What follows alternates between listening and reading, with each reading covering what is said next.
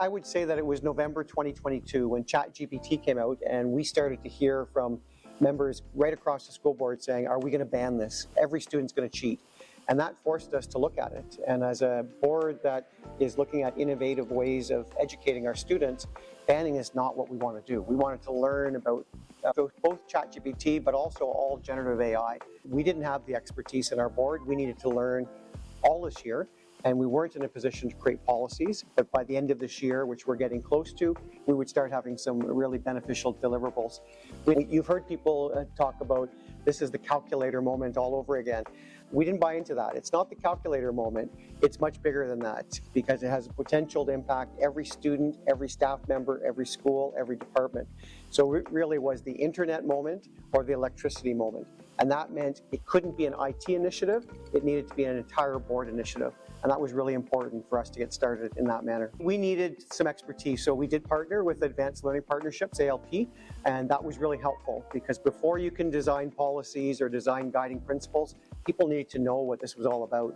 We had many staff that had never logged into, whether it be ChatGPT or now there's many other products that people are looking at.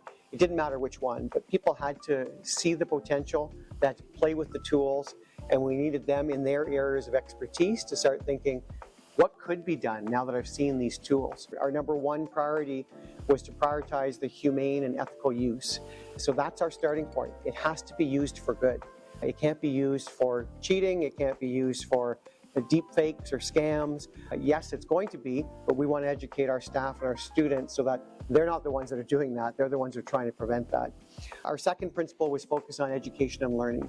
Why are we doing this? We're doing this because we strongly believe it'll help students learn and it will help our educators teach and empower students to do some learning on their own as well. Our third area was champion equity and justice.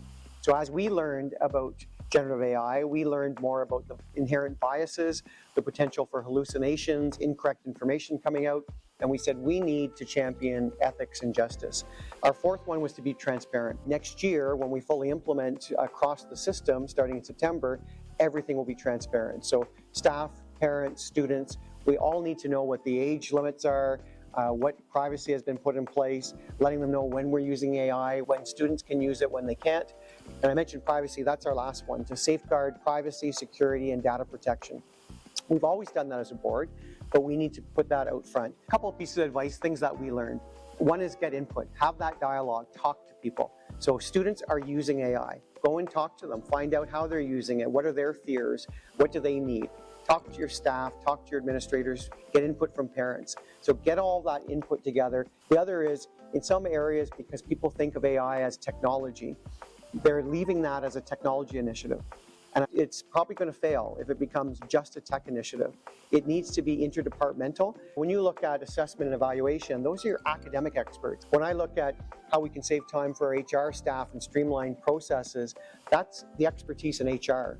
But right across your board, find out who's going to benefit, let everyone have an opportunity to learn, and you're going to make mistakes. Acknowledge that early on, that there will be some mistakes made, and we're always better for having made mistakes. Just how important it was for us to have some partners early on, that this is not an area we have expertise in.